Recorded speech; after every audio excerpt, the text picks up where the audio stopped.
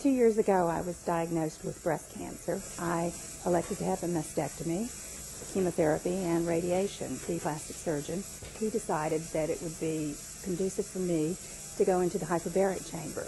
I chose Glendale Adventist. It has been wonderful, absolutely wonderful. The popular convention is that hyperbaric oxygen is only for burns. However, hyperbaric oxygen, of course, is for patients who have decompression sickness or the bends, divers. It's also used for patients who may have carbon monoxide poisoning, cyanide poisoning. It's used for conditions such as refractory osteomyelitis. It's also used for conditions for wounds that have been very difficult and problematic to heal. The hyperbaric chamber is able to improve a number of conditions.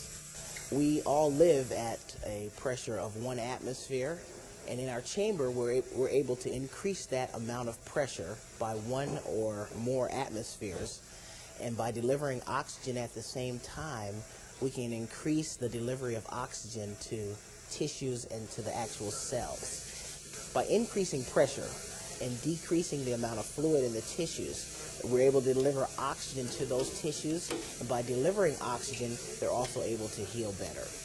This sort of treatment absolutely can save lives. The most obvious incidence where it saves lives is in the bends or decompression sickness, where a diver comes up to the surface too quickly, and nitrogen bubbles out into his blood, and he gets air or nitrogen in his blood, and that blood can go anywhere, cause a stroke, cause a heart attack, and could lead to death. And in that instance, it actually can save a life immediately. In the case of carbon monoxide poisoning, carbon monoxide travels in the blood, and we're able to replace that very quickly, and it can save a life in those instances.